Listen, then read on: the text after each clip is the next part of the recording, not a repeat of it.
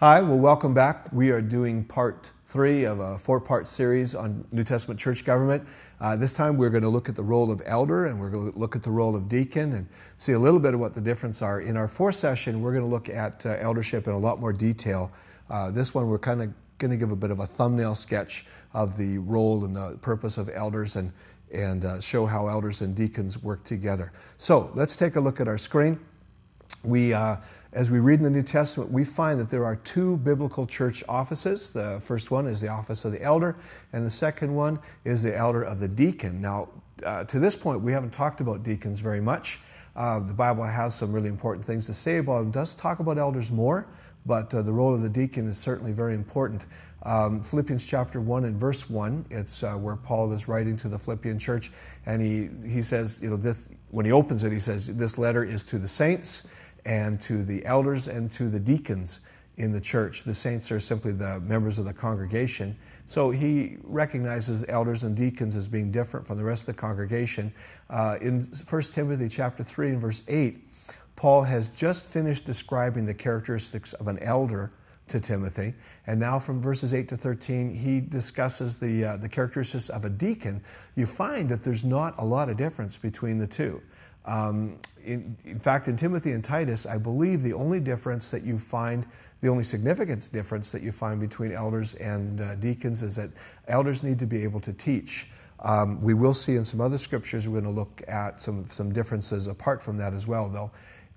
In Romans chapter 16 and verse 1, Paul is commending a gal by the name of Phoebe to the church and says that she was an elder in another church. In different church circles who are figuring out who elders are and who can be elders, there's always some discrepancy as to whether Paul is calling Phoebe a deacon or simply a servant. But you know what? That's what the word deacon means. It simply means, we can translate it as minister, we can translate it as servant, because they mean the same thing. And so that really, just like elder means an older, mature one, deacon means servant. And finally in Acts chapter 6, and this is an important reference for deacons, even though the word is not used. When you read Acts 6, 1 to 6, you won't find the word deacon in there at all. And yet what happens is some men are being chosen and set in place in order to help the apostles. I think last time we talked about the second recorded church fight. This is the first recorded church fight. Some of the widows and the orphans are being missed out in a feeding program, and so some people are getting upset by that. And the apostles say, well, you know what, I know this is important, but we really need to be doing some other stuff, so we need you to get some other people to do this. So they say, get 7 really good men for us. Get 7 guys with proven track records who are full of the Holy Spirit and men that you can trust. We're going to put them in place to look after this feeding program. And so 7 guys are chosen. And the principle is this: even though the word deacons is not used, and really it doesn't even say elders, it says apostles, the idea is this, that there are those who are leading, need the opportunity to lead and are not supposed to get bogged down by other duties that other people can do. And so they choose 7 men, the congregation chooses 7 men, and they bring them to the apostles and say, how about these guys? The apostles say, yep, great, let's set them in place, and let's give them office, let's give them a role. And the principle is this, that these guys who are chosen, it's usually agreed that these are deacons, even though the word's not used. Most of the church recognizes them that way. They're there, and they free the apostles to do the things that the apostles need to do. They do the work of the ministry, enabling the leaders to lead and to continue to bring growth. Okay, let's look at our screen again.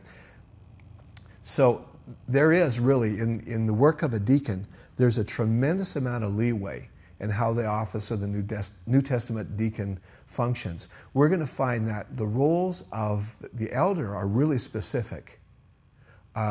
Very, very important and very, very specific. The role of the deacon, very, very important, but it's not nearly as specific. And so it's generally understood that the function of the deacon is to assist the elders in whatever way the elders need to be assisted. And we don't restrict it to feeding programs.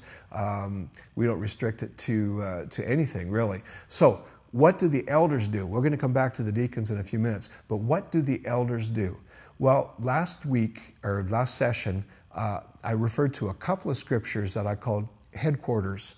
I call them headquarters chapters in understanding eldership. And that's Acts chapter 20 and 1 Peter chapter 5. And we're going to look at those now. And then in the final session, we're going to look at them in a lot more detail yet. But let's take a look now. In Acts chapter 20, Paul is returning to Jerusalem. He's been on a church tour, and he's on his way back to Jerusalem. He knows that he's going to be arrested, and he's not going to be back this way again. And he's a little bit concerned that if he goes to Ephesus, he's going to get caught up there. He's going to get sidetracked and not be able to continue his journey to Jerusalem. So he says, I'm going to bring the elders here.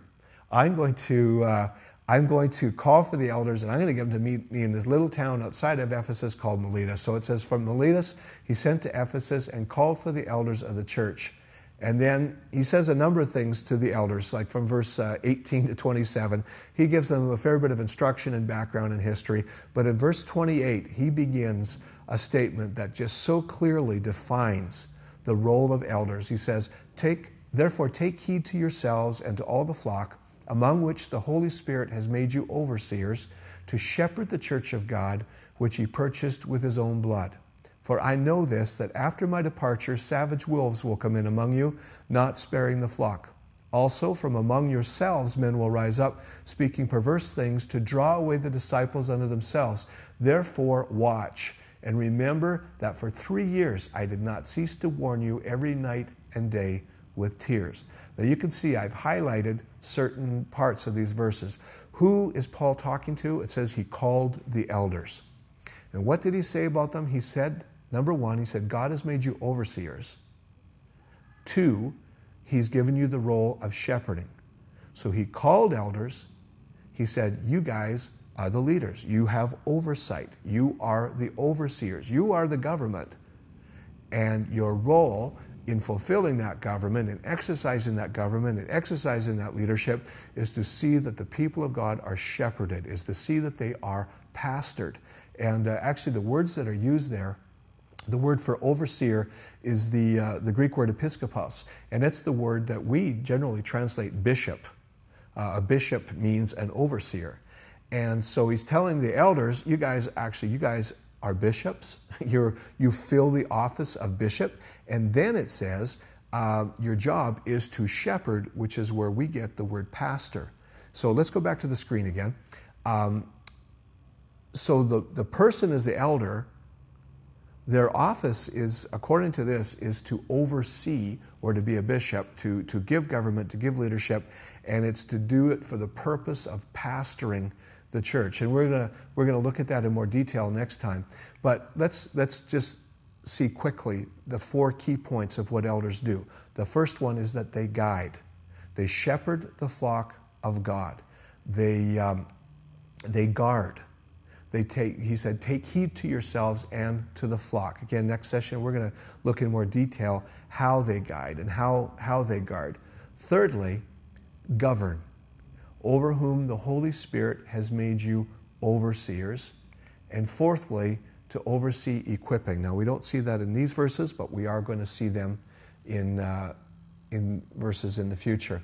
So, the elders guide, they shepherd, they give direction, they guard, they are responsible to see that the flock is safe. The elders in the church are responsible to see that the people in the church, whether they're brand new Christians or mature Christians, it's the elders' responsibility to see that they are spiritually safe.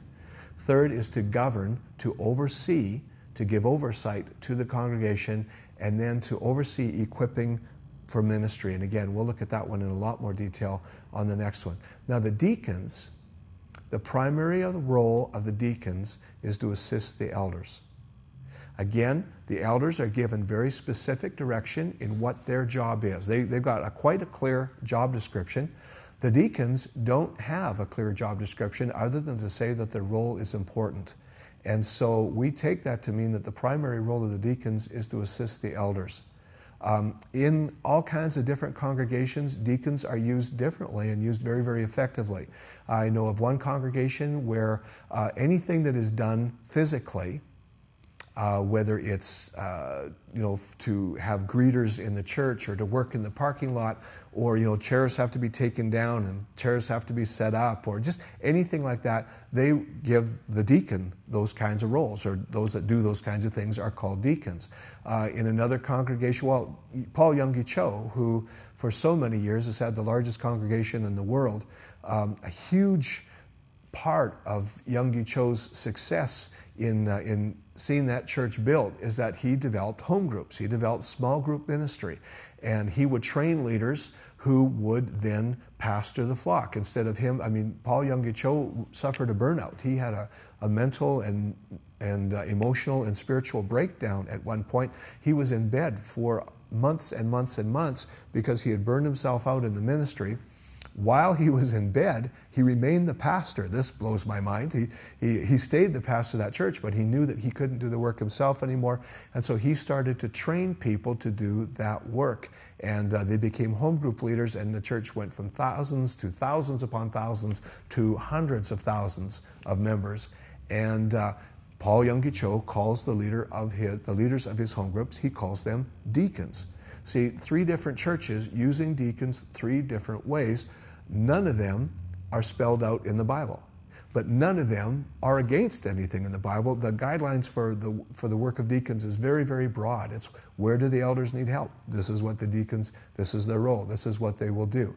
At Living Hope, what we have done is something different from some congregations. It works very, very well for us. At Living Hope, elders fulfill the role of overseeing finances, overseeing facilities, and the corporate responsibilities to the government. And the elders and the deacons, it's the elders' responsibility to see that these things are done. And the deacons are in office and in the role. They are chosen by the congregation.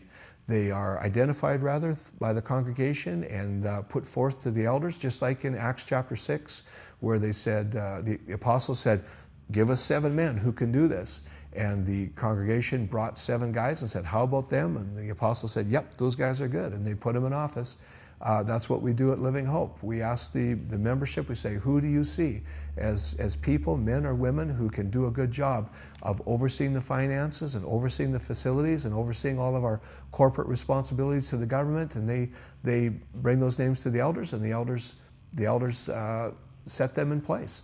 And so the elders guide, guard, govern, oversee equipping the saints to do the work of the ministry, and the deacons are a huge help. They are just such a major help, because if the elders get caught up with the finances and having to govern the finances, they can't do the guarding, guiding, and governing.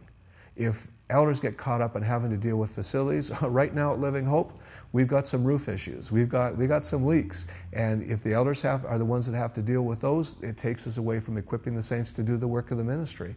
And so the deacons take that role on and do a great job.